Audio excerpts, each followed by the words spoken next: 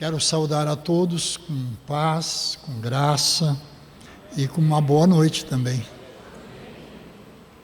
É um prazer poder compartilhar a palavra.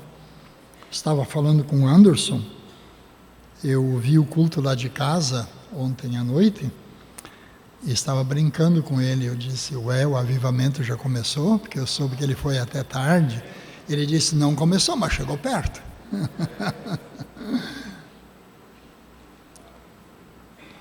Minha alma, como é que é, Jairo? Minha alma firme está, é assim? Segura está, me ajuda. Minha alma segura está em tuas mãos? Meu discípulo, é que nem eu, não lembra.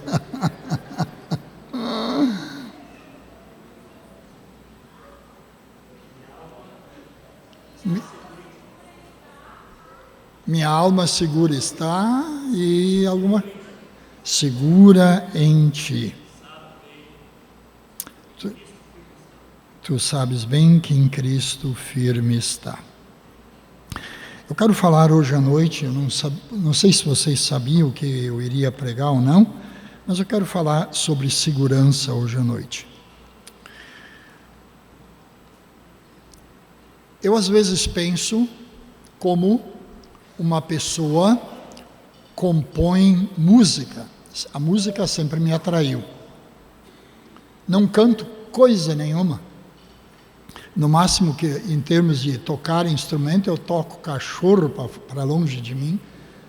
Mas amo música, sou muito influenciável por música. Quer mudar meu estado emocional? Só tocar música. Às vezes Pastor Olavo não está por perto, sextas à tarde eu boto até o Robertinho ali para contaminar o ambiente.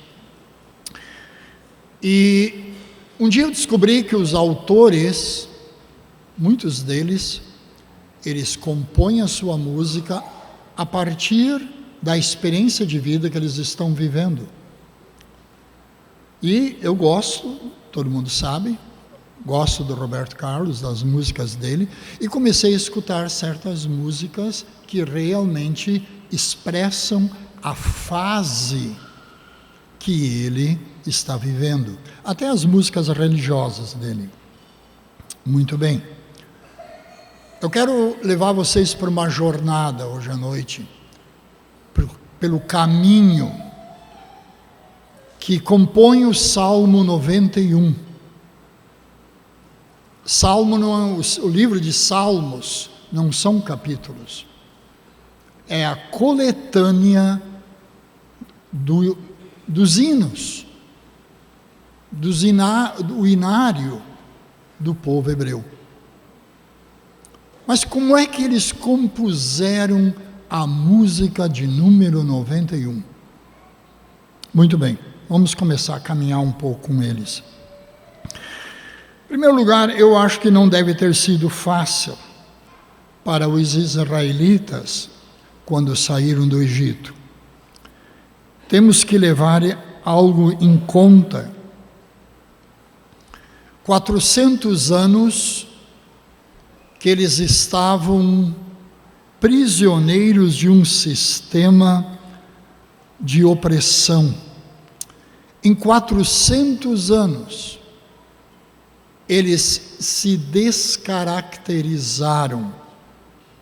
Aquela pequena família que um dia desceu lá de Canaã até chegar no Egito, que veio cheio de sonhos, que tinha esperanças no coração, promessas guardadas no seu íntimo, uma visão de quem eles eram. Em 400 anos, a única coisa que sobrou foi eles amassando barro e palha para construir casas, não para eles, mas para um povo idólatra. Yuval Harari é um escritor judeu muito conhecido, ele escreveu vários livros que vocês já devem ter ouvido falar. Ele escreveu que em 2050 a humanidade corre o perigo de ter nascido uma nova classe social, os desnecessários. Por quê? Porque a computação, a inteligência artificial está substituindo o ser humano. E uma nova classe possivelmente vai nascer, aqueles, eu e tu, desnecessários, porque a máquina vai fazer tudo. Assim eram os hebreus.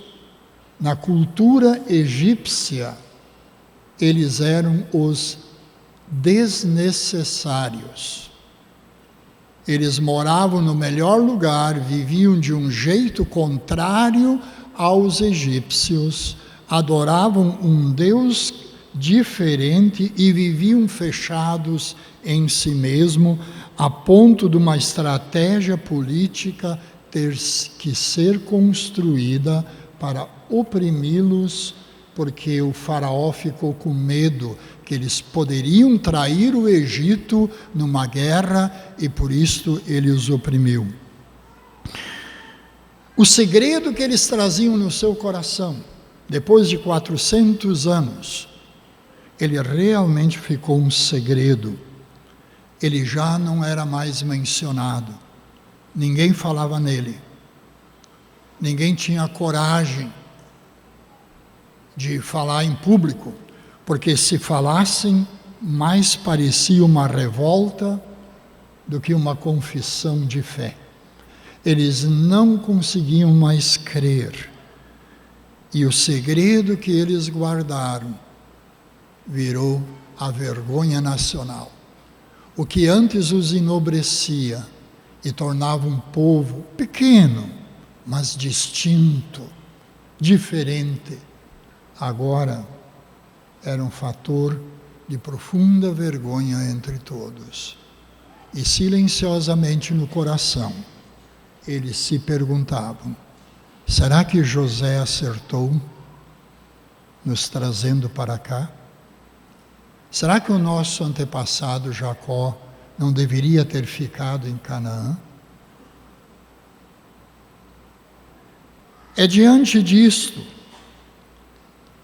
que um israelita, não sabemos quem, 91 nós não sabemos quem compôs esse hino, mas um israelita, meditando na história deles, pensando na vida do deserto, ele compõe um hino que até hoje é segurança não só para o povo de Israel, mas é a segurança também para os que andam na fé de Abraão, a igreja. A segurança que este conteúdo nos traz é fruto de uma meditação de um homem, e ele descreveu tudo o que ele entendeu em 3 grandes imagens: habitação, descanso e vamos chamar de amor, mas na verdade depois eu chego lá e explico. Habitação, segurança e amor. Vamos ler o Salmo 91? Você pode abrir a sua Bíblia. Salmo 91.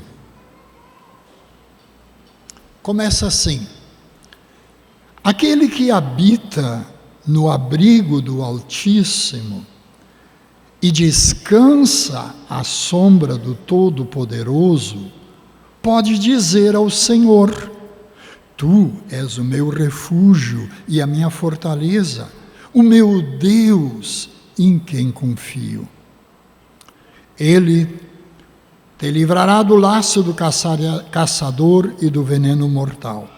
Ele te cobrirá com suas penas e debaixo de suas asas você encontrará refúgio. E a fidelidade dele será o teu escudo protetor. Você não temerá o pavor da noite, nem a flecha que voa de dia, nem a peste que se move sorrateiramente nas trevas, nem a praga que devasta ao meio-dia. 1.000 poderão cair ao teu lado, 10.000 à tua direita, mas nada te atingirá. Você simplesmente olhará e verá o castigo dos ímpios.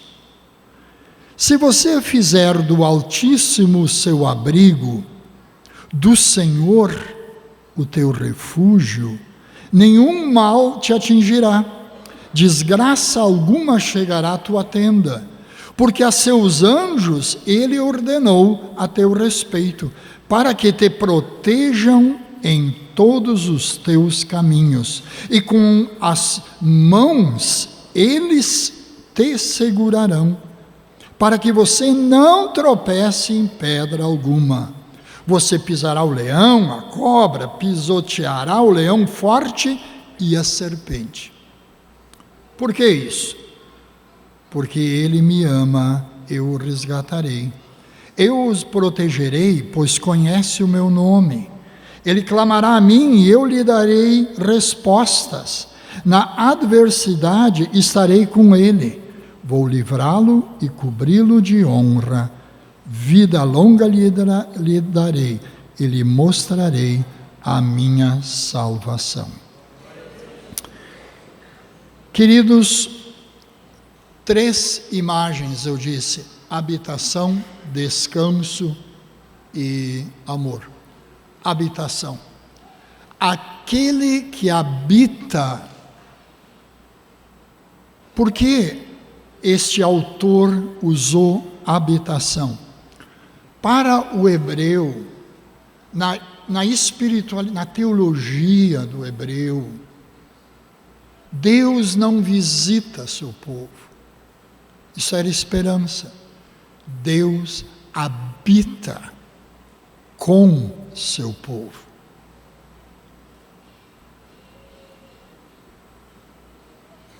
Este é o conceito que o judeu tem. A ideia, até hoje na igreja, nós temos essa ideia de que Deus não só habita agora com a igreja, mas Deus habita a igreja. Estão comigo? Estão me entendendo? Muito bem.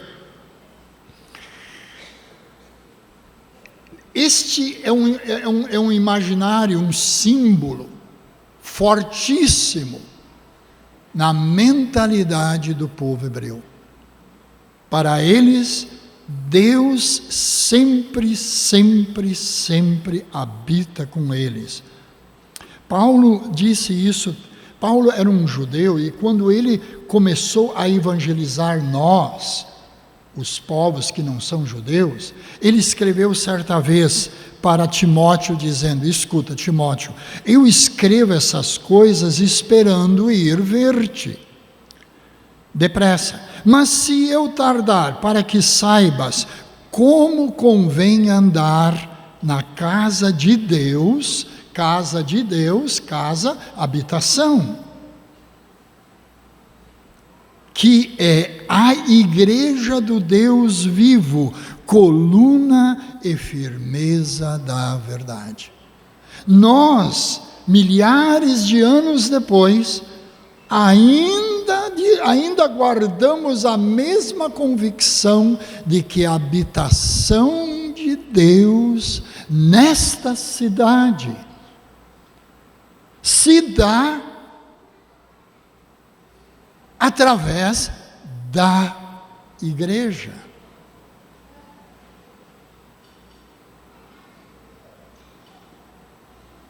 É muito difícil nós realmente acreditarmos no que eu estou falando. Eu olhei para vocês, eu me lembrei. A nova geração, então, realmente é complicado, porque vocês são ensinados na faculdade de que o momento alto da história moderna é a Revolução Francesa. Quando finalmente a humanidade se modernizou e se libertou de todos os tiranos, os imperadores, e agora a democracia, a fraternidade, a igualdade foi instaurada. Mas para o hebreu, o ponto alto deles, e é esta a fé que a igreja herda, é a habitação de Deus em nós. A igreja de Deus, a igreja do Deus vivo, é a casa de Deus em igrejinha.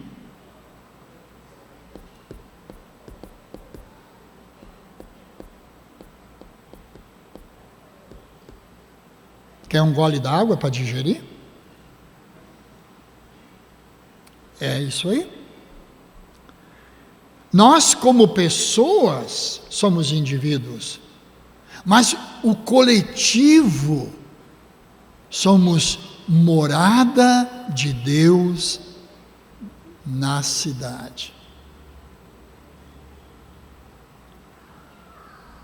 O apóstolo Pedro, ele tomou a mesma linha de pensamento do jeito dele, quando ele escreveu: vós também como pedras, mas pedra com vida, pedra viva, vocês são edificados uma casa espiritual, um sacerdócio santo para oferecer sacrifício espiritual agradável a Deus.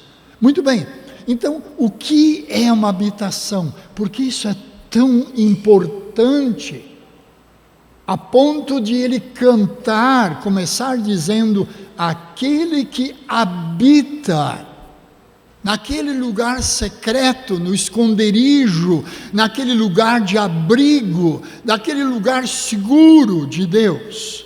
Por que ele começa a escrever esse hino? Porque quem habita, pensa na tua casa, ele tem um lugar, um espaço pessoal. Aonde você habita, aquilo é o teu espaço. Quem habita, ele tem autoridade e domínio no seu espaço. Assim como eu e você na nossa casa, Deus habita a sua igreja e Deus tem direito, domínio entre e sobre nós, ou não? Amém? Se nós somos habitação,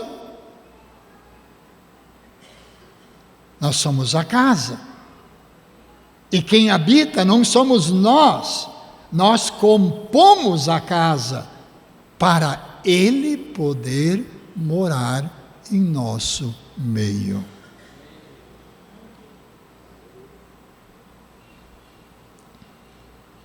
A ideia de habitação, ela não veio assim de uma só vez. A ideia de habitação é uma progressão dentro do entendimento judeu. Começa, primeiro, Deus habitava um lugar prazeroso com o homem, que nós chamamos de Éden. Depois, uma região, porque se você lê o Velho Testamento, eles acreditavam que tinha o Deus das montanhas, o Deus das planícies, o Deus de lá, o Deus de cá, e ali era o Deus dos hebreus.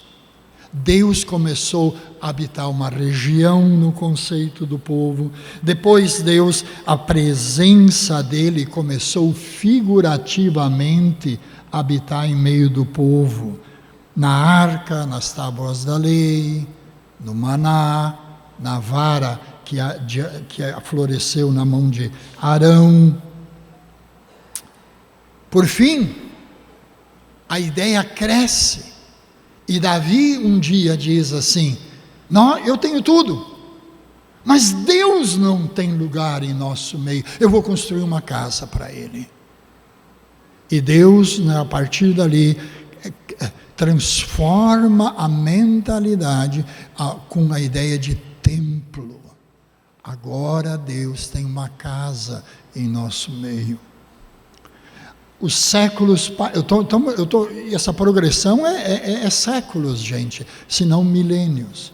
E de repente um dia, Deus se encarna e Ele diz para o povo: eu sou a casa, o templo, a habitação de Deus. Isso foi Por que os judeus não o receberam? Este é o ponto nevrálgico. Acreditar que Ele, sem aparência, sem exército, sem destronar reis, sem guerrear, seria o corpo dentro do qual Deus estivesse habitando. Isaías 53, não tinha aparência nem formosura, e dele não fizemos caso, o tratamos como o mais desprezível entre todos os homens, homem de dor. E dá a entender que era tão feio que nós nos envergonhávamos dele. É ou não é até hoje o mesmo?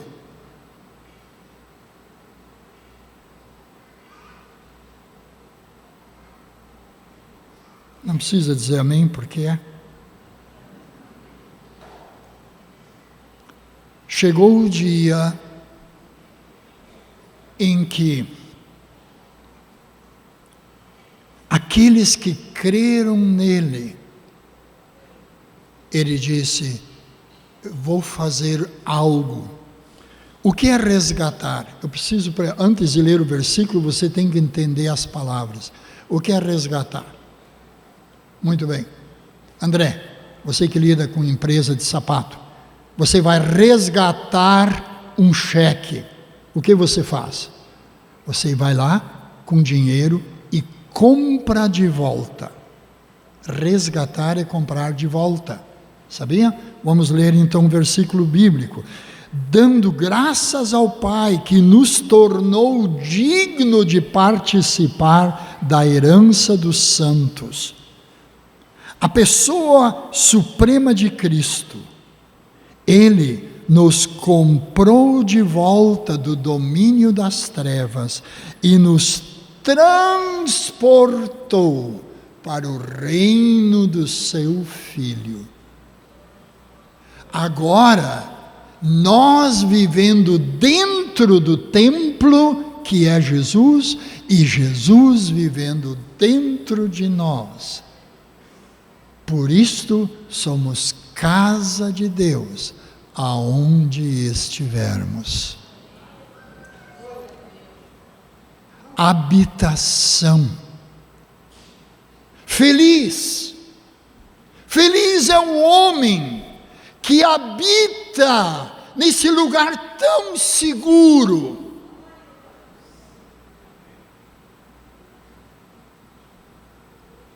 Que tem prazer, porque é lá que você se descobre quem você é e quem Ele é. Porque agora você foi transportado. Não, pastor, não, teu corpo está em igrejinha. A tua cabeça pode ser dos Fleck, dos Silva, dos Ferreira, dos Antônio, dos Martins, dos Schmidt, seja lá o sobrenome que você carrega na sua família, pode ser tua cabeça, mas você, o eterno, você não pertence mais a esse ambiente. Você agora está num novo ambiente, você está em Cristo Jesus, porque Ele te recomprou de volta das trevas. habitação. Feliz é o homem que é a habitação de Deus. Eu ouvi um exemplo, diz que quando o povo de Israel fez aquele ídolo que é o bezerro de ouro, Deus disse para Moisés: pega esse teu povo aí, vai indo, que eu vou mandar um anjo na tua frente, porque eu não posso subir junto com esse povo é teimoso demais, eu mato eles se eu subir no meio deles. A Bíblia dá um detalhe muito interessante. A partir dali, Moisés pegou a sua tenda e armou ela fora do bairro, do povo, da cidade, do acampamento. E é interessante a oração que ele faz. Ele começa a pedir: Deus, me mostra teus caminhos, deixa eu ver a tua face. E ele vai pedindo coisas para Deus, e Deus simplesmente diz: não é assim. Meus caminhos, não vou. Deus nem responde essa pergunta. Ele somente diz que eu vou te mostrar o caminho. E depois ele diz: a minha face também não vai dar. Não vai dar, Moisés. Tu não vai me ver. Não é assim, Moisés.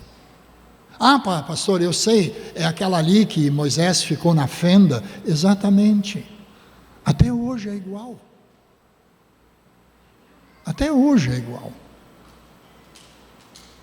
Deus passou na presença de Moisés, tampou a visão dele, e ele viu Deus de costas. Não é assim? Nunca. O profeta anuncia o que virá, mas ele não tem domínio sobre o tempo, ele só anuncia e sai de cena. E daí começa a acontecer tudo aquilo que não tem aparência, como era Jesus. E nós nem distinguimos que é Deus. Nós só notamos quando olhamos pelo retrovisor. Nós dizemos: era Deus, quando passou. Porque enquanto acontece, ninguém consegue ver a face. É difícil discernirmos o momento. Sempre vemos Deus pelas costas.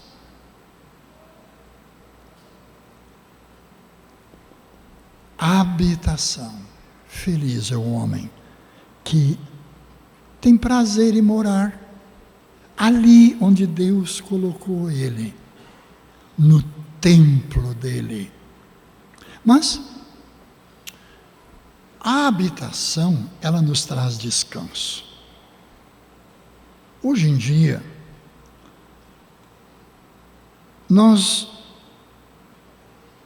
descanso para nós é férias. O conceito de descanso para Deus é de realização, não é de férias. Você nunca parou para pensar um Deus que cria o mundo inteiro, tira um dia para descansar das suas obras? Como é que um Deus eterno, poderoso, que não se cansa, precisa tirar um dia para descansar? Porque não é descanso físico. Ele olhou para as suas obras e ele se autorrealizou. Sentimento de plenitude, de completude. Que maravilha! Isto significa: Deus descansou de suas obras.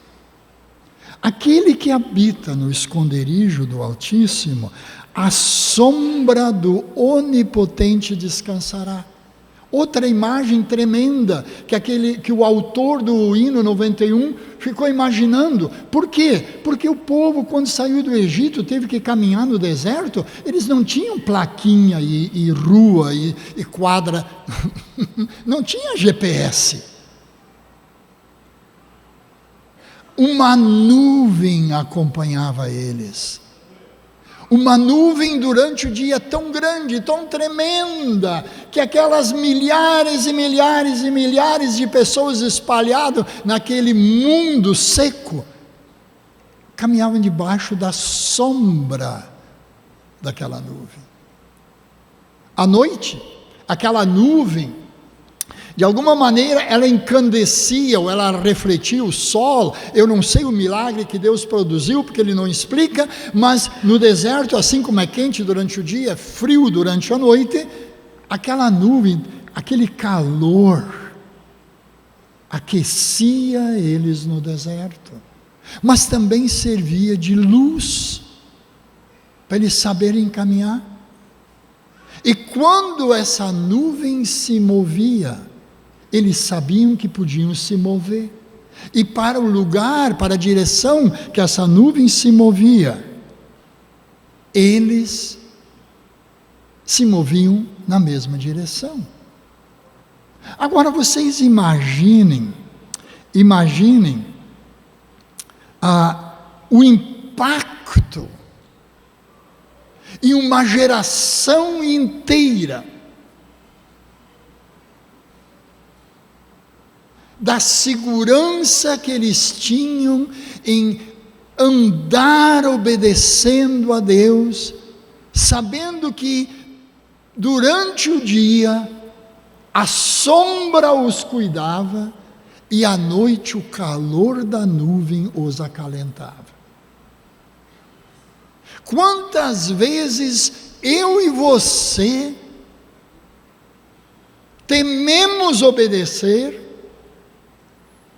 com medo de que Deus não irá junto conosco. Quantas vezes timidamente damos passos de fé, com medo de que a nuvem, a presença dele, não nos acompanhará. Essa presença, ela produziu neles tão firme, uma consciência de paternidade. Nós temos um pai que nos cuida. Nós não somos cachorrinho que caiu da mudança. Nós temos um pai que caminha conosco no deserto e porque não suportamos, Ele nos dá refrigério. Tremendo. E na escuridão da noite, quando eu não sei para que lado me ir, e quando as minhas forças falham, ou nos dias sombrios, quando me falta o acalento, a presença dele me aquece. Eles não viam o rosto nenhum, eles viam um símbolo, uma nuvem. Mas era impossível não entender que era o Deus deles se manifestando a favor deles. Hoje à noite eu te pergunto, você olha sempre para o que te falta? Você mede a tua vida normalmente dentro do modelo capitalista. Você dificilmente tem visão do que você já alcançou. E quando você olha para o que você alcançou, ainda está insatisfeito, desejando mais. Agora pense esse povo, descaracterizado, sem cultura, com uma espiritualidade em frangalhos.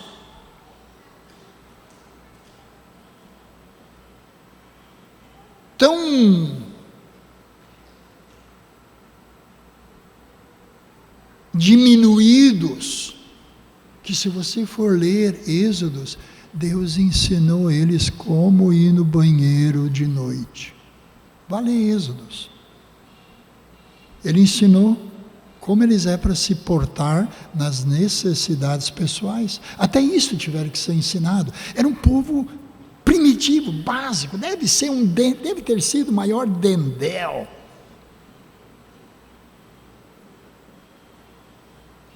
Mas eles tinham uma consciência. Ele habita conosco. Ele está aqui.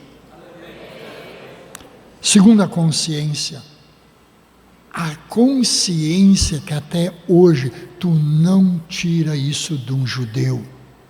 Nós trocamos a fé por qualquer coisinha que dá errado. Ai, eu fico triste. Irmão, eu não suportei a luta. Ai, irmão, foi tão difícil. E nós abandonamos a fé. Eles, milhares e milhares e milhares de anos depois de serem expulsos, vagando pela terra, perseguidos, expulsos, eles têm uma consciência da sua eleição, que ninguém, absolutamente ninguém, consegue arrancar deles. Eles sabem, Deus nos elegeu. Nós não nascemos da guerra, nós existimos porque o nosso antepassado ouviu Deus chamar ele, mandou ir para aquela terra é nossa, nós vamos lutar por aquela terra, porque ela nos pertence, nós vamos morrer por aquela terra, porque nós fomos eleitos por Deus, Deus nos escolheu. Você tem essa convicção? Depois que Jesus te perdoou, depois que Ele limpou tua memória, teu senso de culpa, olha o que Ele já te deu até o dia de hoje, você é capaz de dizer, eu sou um eleito, eu sou filho. Terceira consciência que eles tinham, era de que eles sempre andariam de vitória em vitória. Eles tiveram derrota no caminho, eles sofreram reveses, gente morreu a gandaia, por fim uma geração inteira foi desaprovada, com exceção de 2, mas a convicção, Deus é por nós, Deus é o Deus, chamavam Ele de Deus Altíssimo, Ele está conosco. E mesmo sofrendo reveses, caminhando 3 passos para frente e 2 para trás, às vezes 1 para frente e 2 para trás, para poder caminhar 3 para frente, era esse vai e vem de vitória e derrota e vitória. Eles sempre se sentiram vitoriosos olhando para frente. A consciência deles do que Deus estava fazendo, era de que eles eram residência de Deus na terra. Deus não habitava no meio dos primos, os moabitas e os amonitas, que são os filhos de Ló, a Jordânia de hoje. Deus não habita na Arábia Saudita, que era naquela época a terra do irmão de Jacó, de Esaú, Edom. Deus não habita com os filhos, Deus habita conosco, mesmo sofrendo derrotas. Aqui vem às vezes a nossa infantilidade, nós achamos que Deus vem acampar, que ele acampa aqui, que Ele faz férias, e quando algo dá errado Ele vai embora. Deus não nos joga na água para nos deixar afogar, Ele não nos manda subir para deixar cair, Ele não nos manda voar para nos deixar cair. Deus habita o seu povo. E Ele sofre junto conosco a vergonha quando temos que caminhar um passo para trás. Ele não nos abandona. Deus não abandona a sua casa. Nunca abandonou.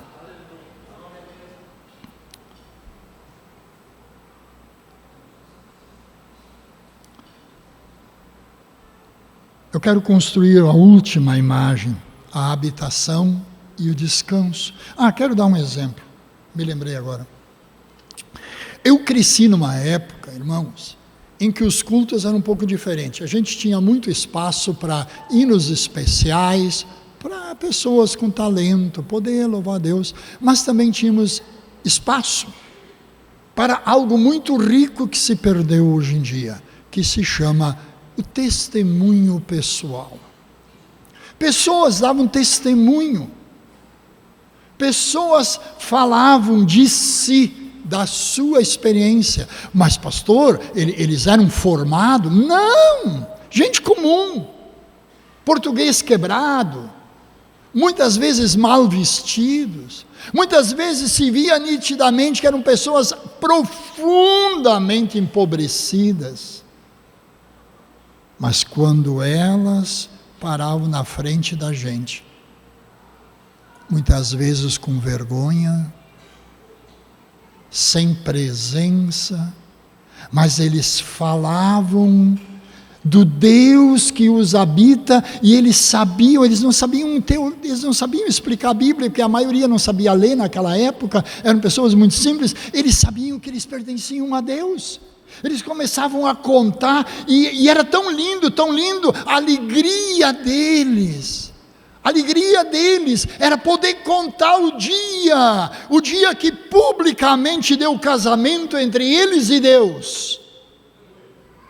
Eles contavam como foi lindo aquele dia que eles desceram as águas do batismo, e daí Jesus, eles concluíam com a mesma máxima de sempre: e Jesus naquele dia me batizou no seu Espírito Santo. E daí era aquela choradeira, porque não tínhamos nada mais para se alegrar, a não ser a presença dEle.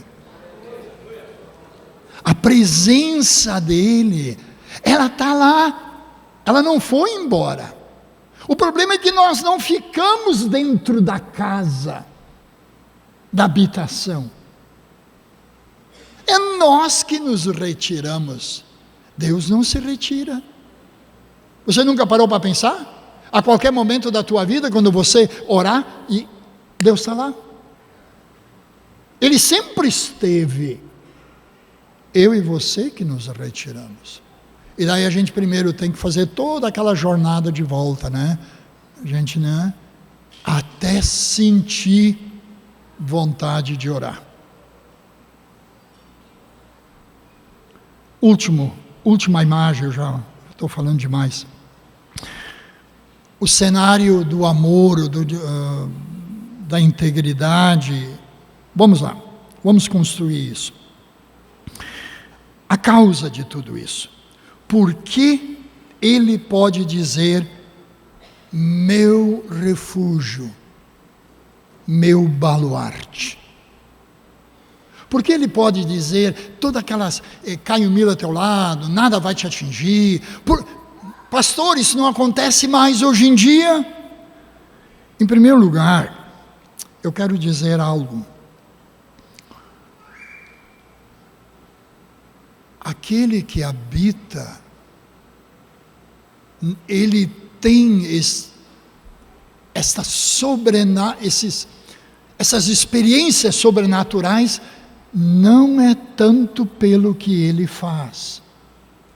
Eu sei que isso aí desce atravessado, mas não é pelo que ele faz, porque os fariseus faziam mais do que os discípulos e foram reprovados. O Salmo 91 dá a resposta. Ele vem falando, e de repente lá no final do Salmo, o autor, ele é tomado pelo Espírito, ele fala como se fosse Deus, porque a mim se apegou, essa é a palavra em hebraico, encarecidamente. Eu também o livrarei. Eu lhe mostrarei a minha salvação. Por quê? Porque me conheceu pelo meu nome. Ele sabe quem eu sou. Ele veio a mim, ele se apegou a mim, ele me ama, ele me quer, eu sou mais do que tudo na vida para ele, pois eu vou ser tudo para ele que ele precisa. O irmão Rodrigo e a irmã Cristina estiveram almoçando conosco e o Fritz deles, de repente, estava com sono e começou a ficar chato. Na hora, a vontade não é a lei, o domínio, passar-lhe o laço nesse piá e mostrar quem manda aqui, né? Quem eu mandei ficar quieto, não ficou, vou mostrar quem é o pai. Isso é a lei. Só que a lei não atinge corações. Lei é represa. Deus, depois da ressurreição, Ele habita pelo amor. E o amor é como água, ela vai penetrando, não como ninguém quer nada com nada, vai fazendo caminhos, vai abrindo espaço, aumentando o volume, vai aumentando, de repente é uma força, uma avalanche que nada mais segura. Essa é a lei da graça. E Deus disse assim: meu Deus, esse homem se apegou a mim encarecidamente. Eu olhei o nenezinho teu, quando ele ficou chatinho, ele queria o pai. E eu só tenho uma imagem de se apegar em Deus, como ele se apegou em ti. Vocês já viram uma criança se apegar no pai e na mãe? Não parece um macaquinho mico? Eles vão assim, eles ficam assim, preso e deitam assim, eles ficam assim. Não parece uns miquinhos? E daí, quando eles ouvem, deitam aqui, seguram o pai, e cheiram o pai, ali é tão seguro. Aquela habitação ali, eles sabem que, eles não perguntam: pai, teu braço dói, pai, eu não estou muito pesado, pai, eu não estou sendo inconveniente, pai, tu não está passando vergonha comigo. Eles não querem saber de nada, eles só sabem de uma coisa: a habitação no peito do pai e da mãe é seguro, aqui eu descanso. E Deus olhou e esse autor de repente disse assim: Deus viu que muitos não tiveram essa experiência com Deus, mas tinha aqueles que o sobrenatural continuou operando, porque eles se apegaram a mim encarecidamente. Hoje à noite eu te pergunto: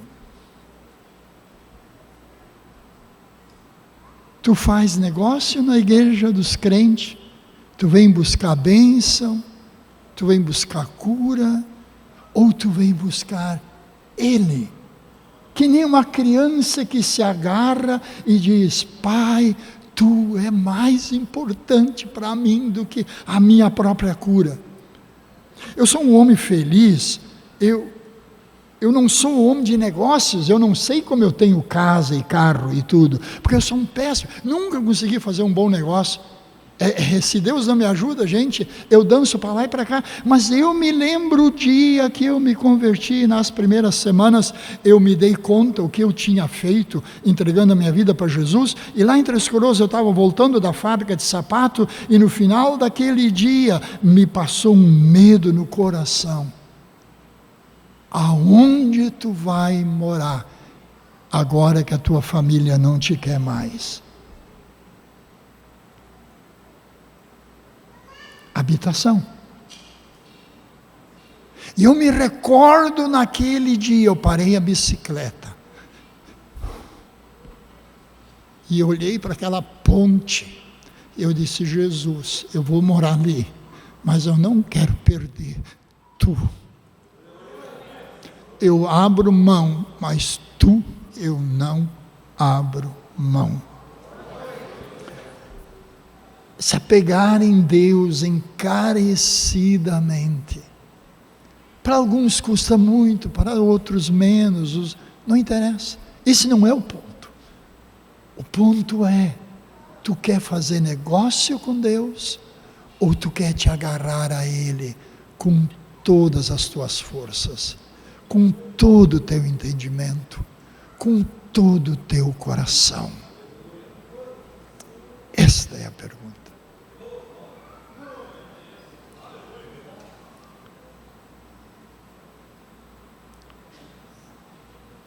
O texto diz, lá no final,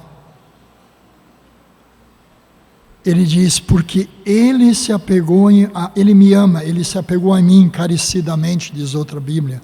Eu o resgatarei, eu o protegerei, pois conhece o meu nome. Ele vai orar, ele vai clamar a mim, eu lhe darei respostas. É porque há sinceridade no coração.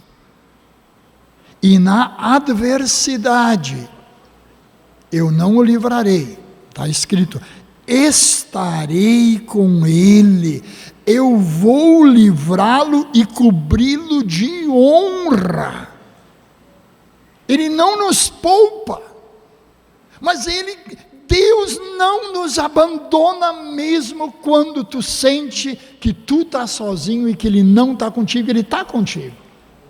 É o teu sentimento que te trai. A promessa dele é estar contigo e ele cumpre. A palavra dele ele cumpre. Ali eu vou estar com ele. Livrá-lo-ei e cobrirei de honra. E olha só. Vida longa lhe darei e lhe mostrarei a minha salvação. Mas pastores não morreram? Querido, de novo pensamento capitalista. Salvação dos problemas não é não ter problemas. Salvação dos problemas, cobertura de Deus, é o teu ser interior, o teu ser eterno. Nada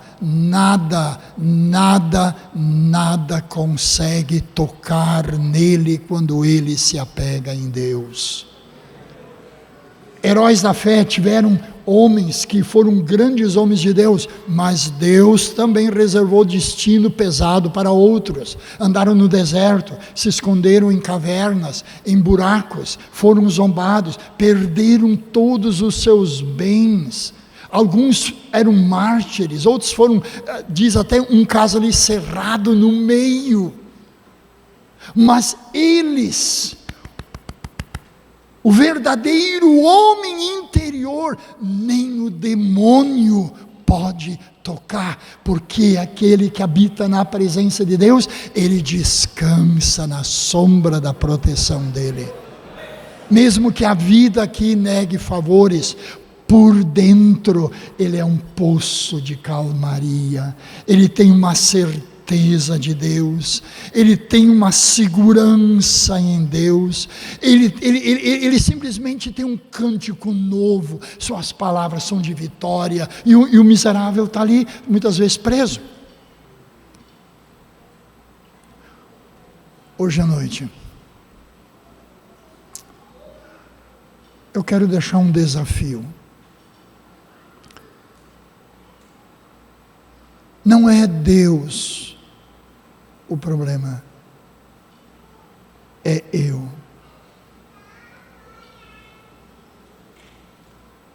É eu que não me agarro de todo o meu coração.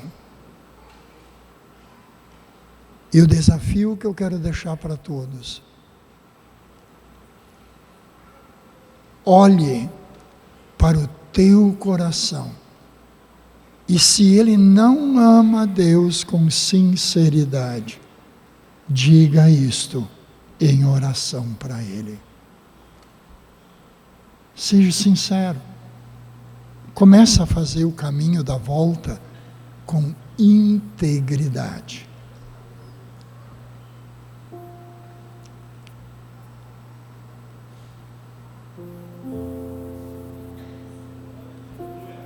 Você é habitação. Você é casa de Deus. Mesmo que tu às vezes saia para fora e ande lá fora, e a sensação é que tu não tem cobertura. Tu tem. Consulta o teu coração. Confessa as tuas mágoas. Confessa as tuas dúvidas.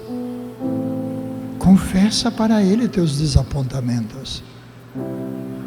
Te apega a Ele encarecidamente, com carinho, com amor.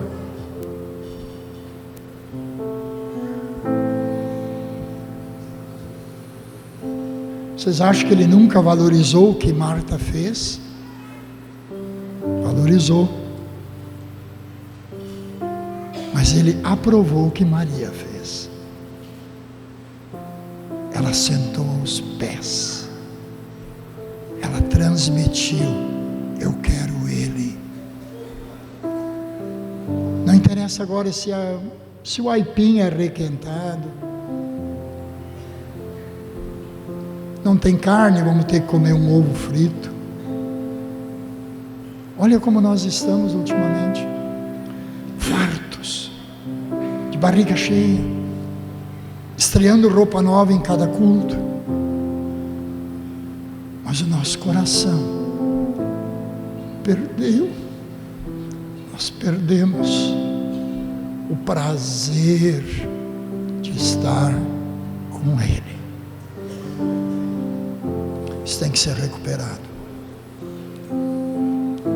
Isto tem que ser recuperado. Isto vem aqui. É quando eu sou sincero, eu digo: Jesus, não estou gostando tanto de Ti.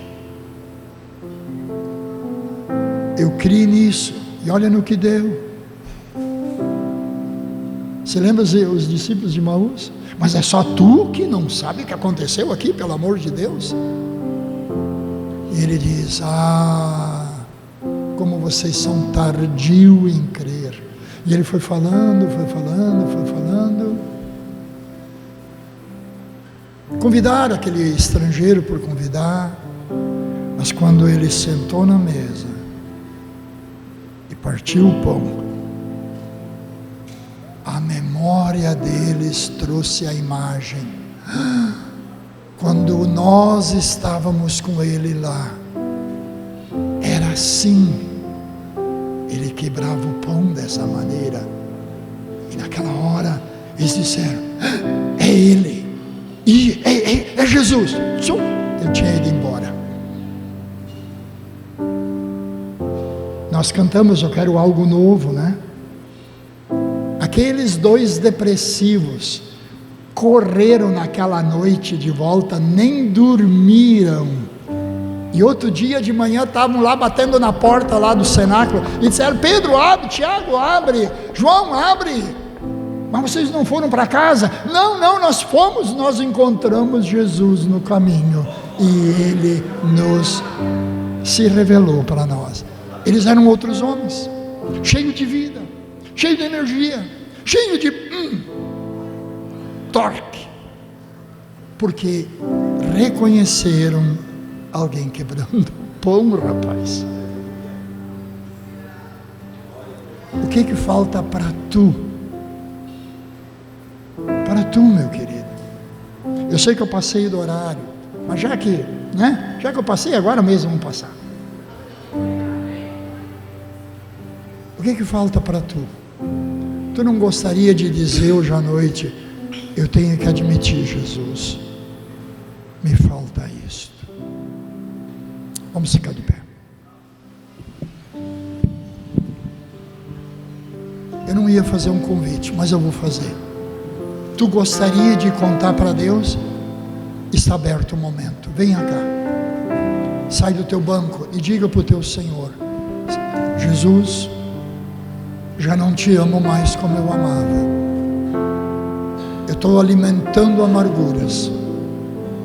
Hoje à noite, conta isso para Jesus. Nós vamos orar por você, porque você não pode continuar amargo. Você precisa ter vida. Você é casa de Deus. Deus habita em igrejinha através de nós. Deus quer renovar o nosso coração. Tu perdeu esse amor, tu perdeu esse prazer.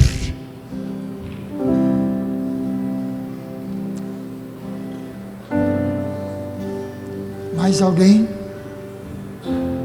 Mais alguém?